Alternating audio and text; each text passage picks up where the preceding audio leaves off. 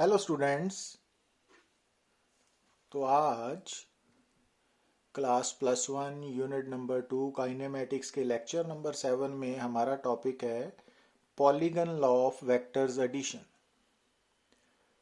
तो सबसे पहले हम कुछ न्यूमेरिकल्स के बारे में बात करेंगे कि जैसे प्रॉब्लम नंबर 1 में आप देख रहे हो कि resultant of P vector and Q vector is R vector, and if q vector is doubled the new resultant has magnitude 2r।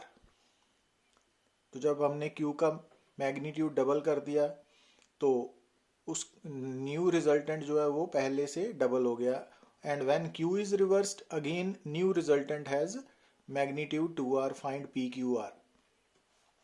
तो इनिशियली आपको गिवन है कि दो वेक्टर्स हैं p एंड q, दोनों के बीच में एंगल है थीटा।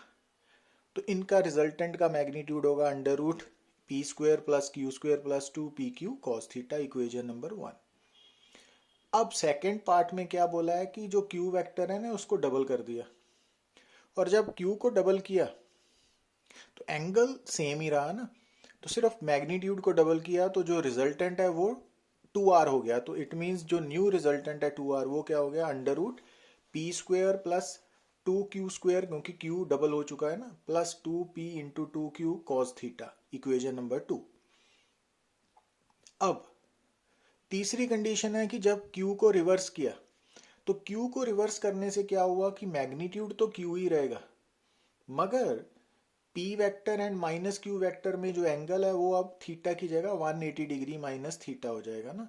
तो इट मीन्स अब जो न्यू रिजल्टेंट है 2r अगेन वो किसके बराबर होगा, P square plus Q square plus 2pq cos 180 minus theta.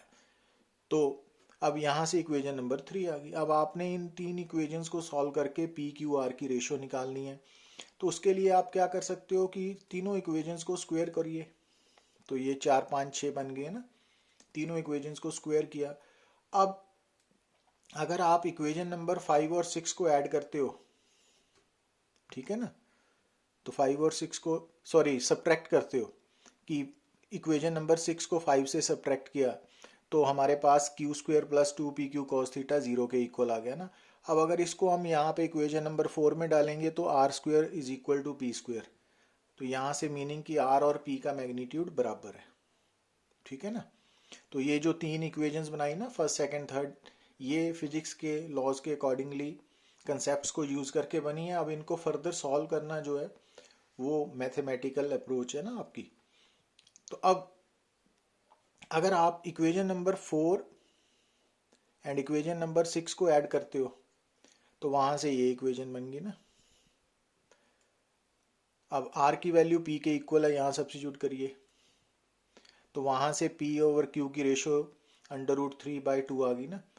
तो अब क्योंकि r और p इक्वल है, ये पहले प्रूव किया हुआ है, तो it means P Q R की रेशियो क्या हो जाएगी, √3:√2:√3 है ना।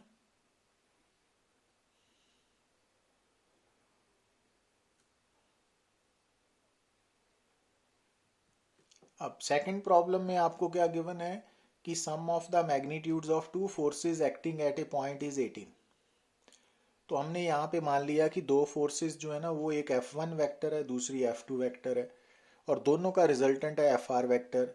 अब अकेला F1 F2 मैग्नीट्यूड्स हैं और थीटा इनके बीच में एंगल है, और हम यहाँ पे ये मान लेते हैं कि एक F1 का मैग्नीट्यूड लेस देन F2 है, और अल्फा जो है 90 डिग्री एंगल वो किसके बीच में है। अगर आप इस स्टेटमेंट को रीड करो तो मालूम पड़ रहा है कि जो 90 डिग्री एंगल है वो resultant with force of smaller magnitude है ना। तो अब हमने यहाँ पे F1 को स्मॉलर फोर्स माना, तो इट मीन्स अल्फा क्या है, 90 degree angle between FR and F1 vector.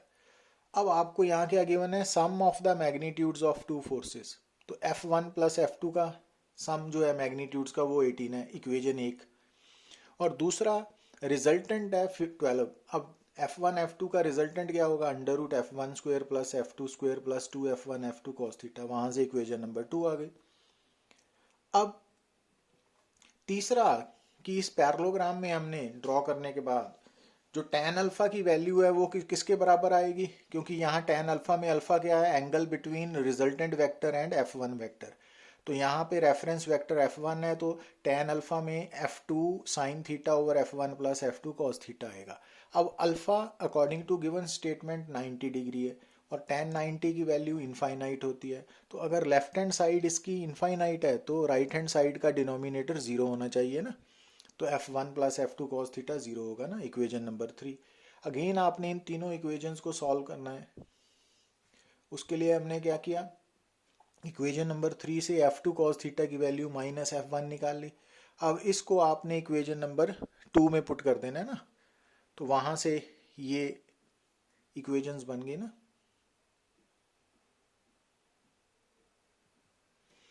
तो F2 square minus F1 square 144 हो गया। अब इसको स्क्वेयर कर लिया ना दोनों साइड्स को। अब ए स्क्वेयर माइनस बी स्क्वेयर वाला फार्मूला लगा के F2 minus F1 into F1 plus F2। अब F1 plus F2 equation number 1 के अकॉर्डिंगली 18 है ना, वहाँ से F2 माइनस F1 की वैल्यू 8 न्यूटन आ गई। तो अब आपने फर्स्ट और फिफ्थ इक्वेशन को ऐड करना है, तो F1 F2 आ जाएगा, और अगर डिफरेंस लोगे तो F2 आ जाएगा ना, तो वहाँ से F1 F2 की वैल्यू आ जाएगी।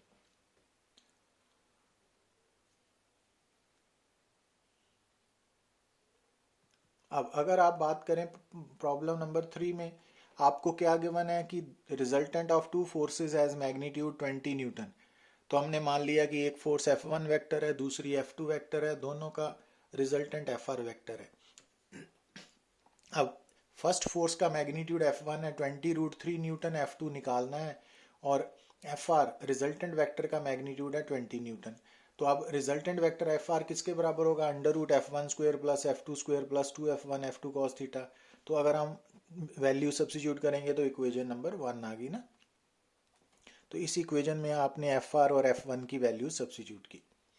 अब उसके बाद अगर हम मान लें कि जो रिजल्टेंट फोर्स है वो F1 फोर्स के साथ एंगल बना रही है अल्फा, और वो 30 डिग्री गिवन है, तो इट मीन्स tan अल्फा क्या हो जाएगा, F2 sine theta over F1 plus F2 cos theta. अब tan 30 degree is equal to F2 sine theta over 20√3 है ना, ये F1 की वैल्यू सब्स्टिट्यूट कर लेनी है, tan अल्फा की भी। अब यहाँ से इक्वेशन नंबर 2 आ गई। अब 1 और 2 को सॉल्व करके आप F2 निकाल सकते हो ना, 20 न्यूटन आया यहाँ पे।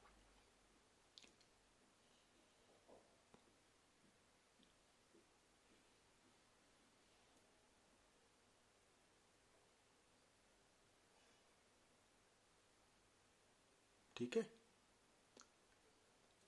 तो ऐसे करना ना, यहाँ पे साइन थीटा की जगह पे आपने √1 minus cos square theta substitute कर लेना है। उसके बाद F2 कॉस थीटा को राइट हैंड साइड पे ले आना है, वहाँ से उस इक्वेशन को आपने स्क्वायर करके वहाँ से F2 कॉस थीटा की वैल्यू निकाल के यहाँ सब्स्टिट्यूट करके F2 निकाल लेना है ना। तो सॉल्व करना आना चाहिए आपको ना। ये इक्वेशंस तो फिजिक्स के कंसेप्ट बताएंगे, बट इनको सॉल्व करना आना वो आपकी मैथमेटिकल अप्रोच पे डिपेंड करेगा ना, तो वो विद प्रैक्टिस इम्प्रूव करेगी। अब यहाँ पे देखिए आप प्रॉब्लम नंबर 4 में, resultant of the two vectors P and Q is R। P और Q का रिजल्टेंट R है, तो R का मैग्नीट्यूड क्या हो गया, √P square plus Q square plus 2PQ cos theta. अब यहाँ बोल रहा है, कहता है कि अगर Q का मैग्नीट्यूड डबल कर दें तो जो न्यू रिजल्टेंट वेक्टर है that becomes perpendicular to P। ठीक है ना। अब अगर Q का मैग्नीट्यूड डबल कर दें, तो ये डबल किया, तो अब नया जो रिजल्टेंट है वो R डैश वेक्टर हो गया, और वो P वेक्टर के साथ परपेंडिकुलर हो गया ना। तो इस केस में जो R डैश वेक्टर है वो P वेक्टर के साथ एंगल बना रहा है 90 डिग्री, तो वो हमने अल्फा मान लिया ना। और अब इस केस में जो कंपोनेंट वेक्टर्स हैं वो एक का मैग्नीट्यूड P है और दूसरे का 2Q है, ये याद रखना ना, क्योंकि जो R डैश वेक्टर है ना वो P vector and 2Q vector का मैग्नीट्यूड रिजल्टेंट है। तो ये गिवन है ना यहाँ पे, क्योंकि जब P वेक्टर और Q वेक्टर है उनका रिजल्टेंट तो ये R वेक्टर है ना, पर जब हमने Q को डबल किया तो तब नया जो रिजल्टेंट है वो P के परपेंडिकुलर है। तो वहां से ये फार्मूला यूज करके इक्वेशन नंबर 2 आ गई ना आपके सामने, क्योंकि tan अल्फा क्या होगा। तो अब इस केस में हमने अल्फा जो है P वेक्टर के साथ लिया ना, तो रेफरेंस वेक्टर P है, तो दूसरा वेक्टर 2Q यूज होगा ना, 2Q sign theta over P plus 2Q cos theta. अब अल्फा 90 होने के कारण डिनोमिनेटर राइट हैंड साइड का जीरो होगा, तो वहां से हमने 2Q कॉस थीटा की वैल्यू निकाल ली -P। अब इस वैल्यू को हमने यहाँ सब्स्टिट्यूट किया तो आर की वैल्यू क्यू के इक्वल आ गई ना। अब क्वेश्चन नंबर 5 में देखिए आप कि आपको गिवन है कि a vector is equal to b plus c. यहां से आपको मालूम होगा कि ए रिजल्टेंट वेक्टर है, बी और सी उसके कंपोनेंट वेक्टर्स है। अब तीनों वेक्टर्स का मैग्नीट्यूड दिया हुआ है, ये रिजल्टेंट वेक्टर का मैग्नीट्यूड है, ये कंपोनेंट वेक्टर्स का है, और हमने ए और सी में एंगल निकालना है। अब ए रिजल्टेंट वेक्टर है, सी कंपोनेंट वेक्टर है। तो अब क्योंकि हमने मान लिया कि सी और बी के बीच में, क्योंकि यहाँ से सी और बी क्या है कंपोनेंट वेक्टर्स, तो उनके बीच में हमने एंगल मान लिया थीटा। तो अब जो ए वेक्टर है रिजल्टेंट वेक्टर है उसका मैग्नीट्यूड क्या होगा, under root b square plus c square plus 2bc cos theta. अब a b c magnitudes substitute करें तो सॉल्व करने के बाद कॉस थीटा 0 आया तो थीटा 90 डिग्री है। इट मीन्स जो कंपोनेंट वेक्टर्स हैं वो एक दूसरे के परपेंडिकुलर हैं, ठीक है। अच्छा, अब हमने तो एंगल निकालना है resultant vector and C vector में। तो अब मान लिए कि ए और सी में एंगल है अल्फा, तो टेन अल्फा क्या होगा, बी साइन थीटा ओवर, क्योंकि जो रेफरेंस वेक्टर है वो सी कंपोनेंट वेक्टर है, तो इट मीन्स जो दूसरा कंपोनेंट वेक्टर है B sine theta over C plus B cos theta. अब बी सी की वैल्यू यहाँ सब्स्टिट्यूट करें, थीटा निकाल चुके हैं हम ऊपर से, तो वहाँ से टेन अल्फा 4/3 आ गया। बट यहाँ पर ऑप्शन में टेन नहीं है ना, तो हमने क्या करना है यहाँ पे कि टेन को साइन कॉज में कन्वर्ट करके देख लेना है। अब अगर टेन 4/3 है परपेंडिकुलर बाय बेस, तो राइट एंगल ट्राइंगल में परपेंडिकुलर 4 है, बेस 3 है, तो हाइपोटेन्यूज 5 होगा ना पाइथागोरस थ्योरम से। तो वहाँ से साइन अल्फा की वैल्यू 4/5 आ गई, तो अल्फा साइन इनवर्स 4/5 है, और कॉज अल्फा 3/5 है, तो अल्फा कॉज इनवर्स 3/5 है। तो इट मीन्स इस क्वेश्चन के तीन ऑप्शंस हो सकती हैं ना, तो एक अल्फा टेन इनवर्स 4/3, दूसरा अल्फा साइन इनवर्स 4/5, तीसरा कॉज इनवर्स 3/5। अब यहां से ये ऑप्शन करेक्ट है ना, ये वाली इसको चूज कर लेना है आपने, this is the right one. तो जैसा कि हम बात कर रहे हैं न्यूमेरिकल सॉल्व कर रहे हैं एडिशन ऑफ टू वेक्टर्स के, है ना, तो इसमें आपने एक जो रिजल्ट्स याद रखने हैं वो ये कि जब हम दो वेक्टर्स को ऐड करते हैं ना, तो जो रिजल्टेंट वेक्टर होता है, रिजल्टेंट वेक्टर और दो कंपोनेंट वेक्टर्स वो हमेशा एक प्लेन में लाई करते हैं। तो अगर R vector A plus B vector है ना, तो it means R vector A vector and B vector ये तीनों सेम प्लेन में होंगे, कोप्लेनर वेक्टर्स होंगे, ठीक है। अच्छा, और अगर मान लीजिए कि आपने दो component vectors A vector and B vector को ऐड किया और रिजल्टेंट वेक्टर 0 आया, तो उसका मतलब है कि जो दो कंपोनेंट वेक्टर्स हैं ना उनका मैग्नीट्यूड इक्वल होगा और डायरेक्शंस ऑपोजिट होंगी, डिफरेंट नहीं ऑपोजिट, क्योंकि डिफरेंट में दोनों के बीच में angle 10 degree 20 degree 30 degree 60 degree कुछ भी हो सकता है ना, बट ऑपोजिट मीन्स 180 डिग्री। तो जब दो वेक्टर्स का रिजल्टेंट 0 होगा तो वो कब होगा, जब दो वेक्टर्स का मैग्नीट्यूड जो कंपोनेंट वेक्टर्स हैं उनका मैग्नीट्यूड्स बराबर होंगे और डायरेक्शंस ऑपोजिट होंगी, है ना। और इसका उलट भी है कि जब आप दो वेक्टर्स जिनका मैग्नीट्यूड्स बराबर हैं डायरेक्शंस ऑपोजिट हैं ऐड करते हो तो उनका रिजल्टेंट 0 आएगा। तो ये रिजल्ट्स आपने याद रखने हैं ना। अच्छा, अब ये जैसे अगर ये लिखा हो mod a vector plus B vector, तो उसका मतलब है हमने रिजल्टेंट वेक्टर का मैग्नीट्यूड निकालना है। पर अगर हम आपके सामने mod a vector plus mod b vector है, तो इट मीन्स आपने सिंपली दो वेक्टर्स के मैग्नीट्यूड्स को ऐड करना है, वहां पर डायरेक्शन कंसिडर नहीं होगी। और अगर मॉड ए माइनस बी है तो इट मीन्स आपने modulus of the difference of magnitudes of two vectors निकालना है। और ये हमने ऑलरेडी डिस्कस भी किया हुआ है कि अगर मॉड ए माइनस बी है तो यहाँ मॉड ए माइनस बी का मतलब है कि अगर आप ए का मैग्नीट्यूड बी से ज़्यादा है तो आप ए से बी माइनस कर दें, और अगर ए का मैग्नीट्यूड बी से कम है तो आप बी से ए को माइनस कर दें। और ये बात भी हम ऑलरेडी डिस्कस कर चुके हैं कि अगर आप दो वेक्टर्स को ऐड करते हो तो उसके रिजल्टेंट वेक्टर का मैग्नीट्यूड इस बात पे डिपेंड करेगा कि जो कंपोनेंट वेक्टर्स हैं उनका मैग्नीट्यूड कितना था और डायरेक्शंस क्या थी, है ना, थीटा पे। तो पर दो वेक्टर्स का जो maximum value of resultant vector है ना वो ए प्लस बी होगी और मिनिमम वैल्यू मॉड ए माइनस बी, और जो रिजल्टेंट वेक्टर है उसका मैग्नीट्यूड इन दोनों के बीच में ही लाई करेगा। ठीक है ना, तो ये लिखा हुआ है ना। तो अब तक तो हम एडिशन ऑफ टू वेक्टर्स की बात कर रहे थे, पर अगर मान लीजिए कि अगर दो या दो से ज़्यादा वेक्टर्स को ऐड करना है एक ही समय साइमल्टेनियसली, तो कौन सा लॉ हेल्प करेगा? उसको कहते हैं polygon law of vectors addition. ठीक है। अब हाँ, कि जब आपने दो या दो से ज़्यादा वेक्टर्स को ऐड करना है, ठीक है, तो अगर आप दो वेक्टर्स को ऐड करते हो तो जो पॉलीगन लॉ है वो ट्राइंगल लॉ में कन्वर्ट हो जाएगा ना, तो वो हम देखेंगे कैसे। तो उसके लिए सबसे पहले देखिए कि मान लीजिए कि हम polygon law of vectors addition में हमारे पास 4 कंपोनेंट वेक्टर्स हैं, a vector, b vector, c vector and d vector, जो आपके सामने नजर आ रहे हैं ना स्क्रीन पे। तो इनको ऐड करना है। तो ये 4 गिवन वेक्टर्स हैं। गिवन वेक्टर्स का मतलब आपको मैं बार बार बता रहा हूं कि आपको उन वेक्टर्स का मैग्नीट्यूड भी मालूम होगा और डायरेक्शंस भी नोन होगी, है ना। तो अब क्या करेंगे हम कि जो फर्स्ट कंपोनेंट वेक्टर है ना ए, उसके हेड पर सेकंड कंपोनेंट वेक्टर की टेल ड्रॉ करेंगे ना, और सेकंड कंपोनेंट वेक्टर के हेड पर थर्ड की टेल, और थर्ड के हेड पर फोर्थ की टेल। तो ऐसे ड्रॉ करते जाएंगे ना। अब जैसे यहाँ पर सिर्फ 4 कंपोनेंट वेक्टर्स ही हैं, तो इट मीन्स हमने 4 वेक्टर्स ड्रॉ किए। कैसे किए हैं? फर्स्ट कंपोनेंट वेक्टर, उसके हेड पर सेकंड की टेल, और सेकंड के हेड पर थर्ड की टेल, और थर्ड के हेड पर फोर्थ की टेल। तो ये एक ओपन पॉलीगन बन गई ना।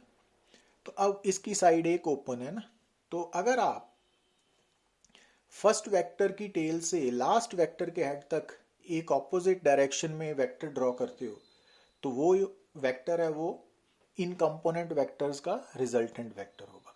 और इस बात को बताने वाला जो लॉ है that is known as polygon law of vectors addition. ठीक है। तो polygon law of vectors addition की, तो जैसे ही आप क्लोजिंग साइड ड्रॉ करोगे इन ऑपोजिट ऑर्डर, तो पॉलीगन लॉ में आप देख रहे हो कि जो कंपोनेंट वेक्टर्स हैं वो सेम ऑर्डर में है, पर जो रिजल्टेंट वेक्टर है वो ऑपोजिट ऑर्डर में। और इस बात को बताने वाला जो लॉ है that is known as polygon law of vectors addition. अब polygon law of vectors addition की स्टेटमेंट क्या है कि अगर component vectors are represented both in magnitude and direction by the sides of polygon taken in the same order, then their resultant vector will be represented by the closing side of the polygon taken in opposite order। ठीक है ना।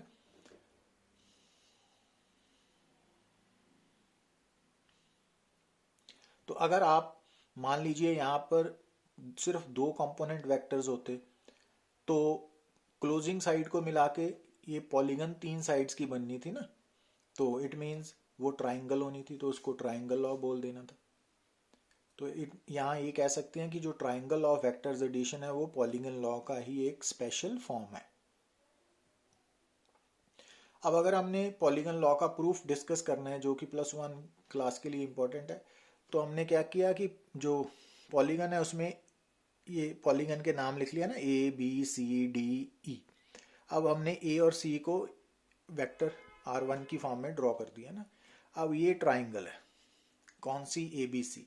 अब इस triangle में ये और ये sides same order में है और ये साइड ऑपोजिट ऑर्डर में है, तो ट्राइंगल लॉ के अकॉर्डिंगली जो ऑपोजिट ऑर्डर है वो सेम ऑर्डर्स का सम है ना। तो इट मीन्स ये AB वेक्टर हो गया और ये BC वेक्टर हो गया, और इनका सम AC वेक्टर हो गया ना, ऑपोजिट ऑर्डर। Equation number 1। अब हमने ए और डी को भी वेक्टर फॉर्म में लिख लिया ना।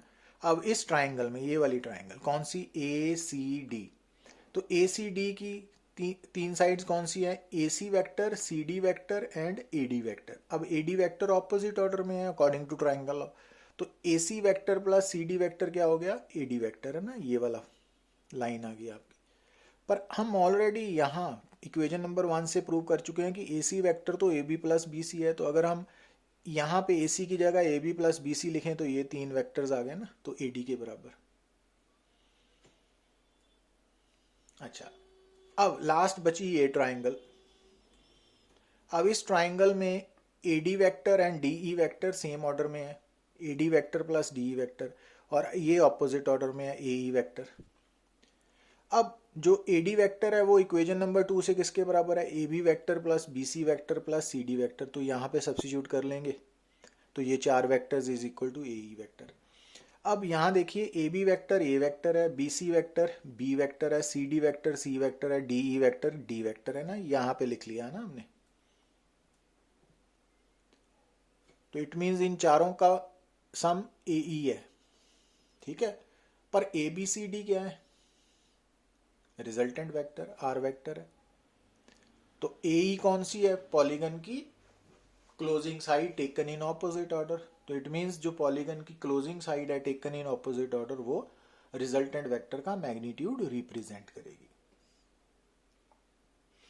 तो ये आपको प्रूव करना पड़ेगा ना। अब यहां पर देखिए कि मान लीजिए, तो ये रिजल्ट्स आपने याद रखने हैं, कि मान लीजिए कि आपको 3 लाइक वेक्टर्स गिवन है, A vector B vector C vector, और जब हम इन 3 वेक्टर्स को ट्राइंगल रिप्रेजेंट करते हैं with the help of sides of triangle, तो वो तीनों वेक्टर्स ट्राइंगल की 3 साइड्स में सेम ऑर्डर में है, ठीक है। तो अगर आपके सामने कोई क्लोज्ड स्ट्रक्चर है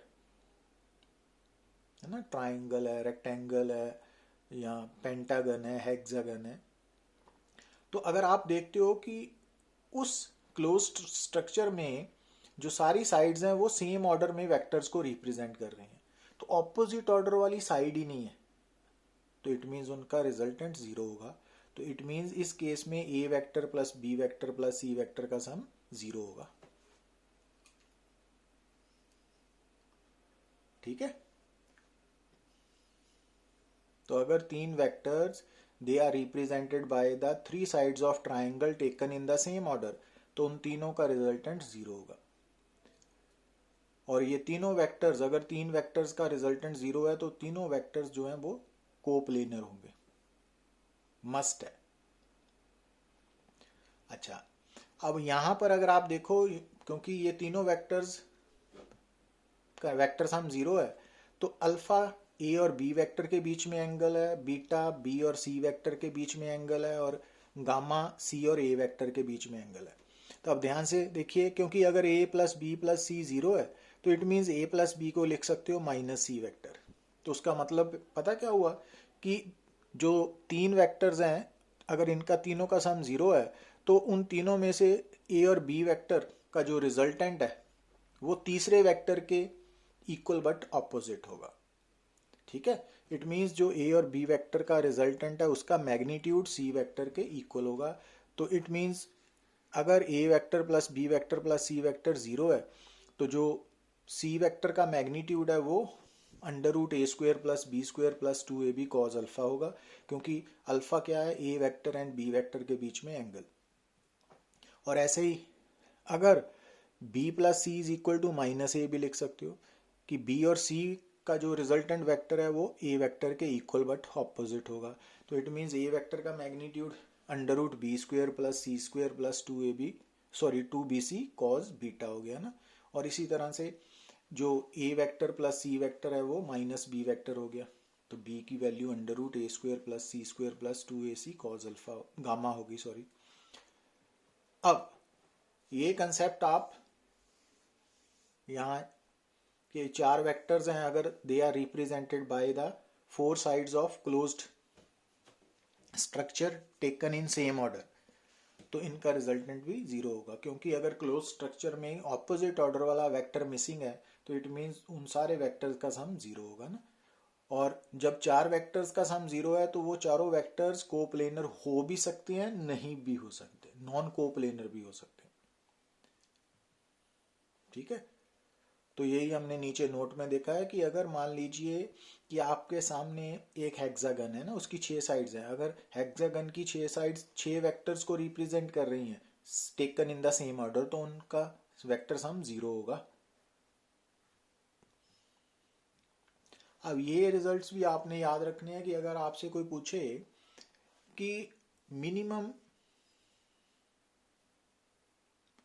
number of vectors of equal magnitudes, तो हमें मिनिमम कितने वेक्टर्स चाहिए ऑफ इक्वल मैग्नीट्यूड, जिनके मैग्नीट्यूड्स बराबर हों पर उनका वेक्टर सम जीरो हो, रिजल्टेंट जीरो हो, तो उसका आंसर है 2। और वो दोनों कैसे होने चाहिए, इक्वल बट ऑपोजिट। और अगर कोई सेकंड पॉइंट में है कि अगर कोई पूछे कि minimum number of vectors lying in the same plane, coplanar vectors जिनका वेक्टर सम जीरो होना चाहिए, वो कितने होने चाहिए, 3। ठीक है।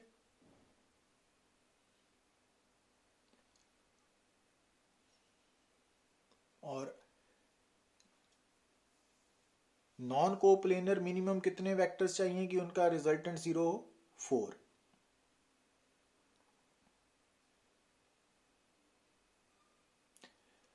तो आप यहां ध्यान क्या देना है आपने,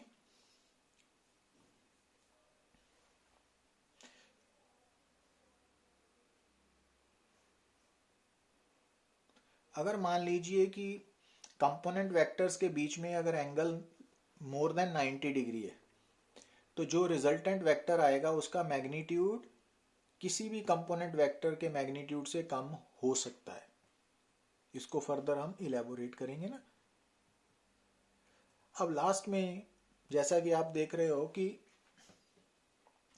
यहाँ पे आपको अगेन वही बात है कि अगर मान लीजिए कि हमारे सामने 3 वेक्टर्स हैं और तीनों का रिजल्टेंट जीरो है, तो इसका मतलब पता क्या हुआ कि हम उन 3 वेक्टर्स को रिप्रेजेंट कर सकते हैं bye the 3 sides of triangle taken in the same order, जैसा कि यहाँ पे। अब यहाँ पे जो 3 वेक्टर्स हैं जिनका वेक्टर सम जीरो है वो ए बी सी हैं। अब यहाँ पे ए और बी के बीच में एंगल अल्फा है, बी और सी के बीच में एंगल बीटा, और सी और ए के बीच में एंगल गामा है ना। तो अब हम अगर 3 वेक्टर्स का सम जीरो है और हमको 3 वेक्टर्स के आपस में एंगल्स नोन है अल्फा बीटा गामा, तो अल्फा क्या है, angle between A and B, है ना। तो आप इस ट्राइंगल को इस फॉर्म में भी ड्रॉ कर सकते हो ना, कि एक ही यहाँ पे हमने क्या किया कि तीनों वेक्टर्स को कन्वर्ट कर दिया को इनिशियल वेक्टर्स में। यहाँ पे इनकी टेल्स कॉमन है ना। तो आप क्या देख रहे हो कि जब ए बी सी, यहाँ पे जो 3 वेक्टर्स आपको नजर आ रहे हैं ना, इनका वेक्टर सम जीरो है, इट मीन्स वो इक्विलिब्रियम में है ना। तो अब ए बी सी के मैग्नीट्यूड्स का आपस में क्या रिलेशन है, तो जैसे ए का मैग्नीट्यूड जो है ना अंडर ओवर उसके ए के सामने क्या है, बी और सी के बीच में बनने वाला एंगल, तो a over sine beta is equal to b, और बी के सामने सी और ए वेक्टर के बीच में बनने वाला एंगल है ना गामा, तो साइन गामा, और सी के सामने ए और बी है ना, सी ओवर साइन अल्फा। तो ये रेशियो कांस्टेंट होगी provided a vector b vector and C vector का सम जीरो होगा। तो अगर यहाँ पे इसको याद रखना है, और इस थ्योरम को हम बोलते हैं लेमीज थ्योरम। तो ये काफ़ी इंपॉर्टेंट है ना अप्लाई करने के लिए, कि अगर आपके आपको 3 वेक्टर्स गिवन है जिनका वेक्टर सम जीरो है, और आपको उन 3 वेक्टर्स का आपस में एंगल्स भी मालूम है, तो जैसा कि यहाँ पे 3 वेक्टर्स जिनका रिजल्टेंट वेक्टर जीरो है, तो वो आपस में कैसे एंगल बना रहे हैं, ए और बी के बीच में एंगल अल्फा है, बी और सी के बीच में बीटा है, और सी और ए के बीच में गामा है। तो a over sine beta is equal to b over sine gamma is equal to c over sine alpha, कि ए के नीचे हमने साइन किसका लिया, जो बाकी दो वेक्टर्स के बीच में एंगल है ना उसका साइन बीटा लिया, बी के नीचे किसका साइन लिया, जो ए और सी के बीच में एंगल है गामा उसका साइन लिया ना, और सी के नीचे किसका साइन लिया, जो ए और बी के बीच में एंगल है ना उसका साइन लिया ना। तो ऐसे ही याद रखना है इसको। तो ये जब अप्लाई करेंगे तो अगेन डिस्कस करेंगे। So it's all about vector addition, polygon law of vector addition. Thank you very much.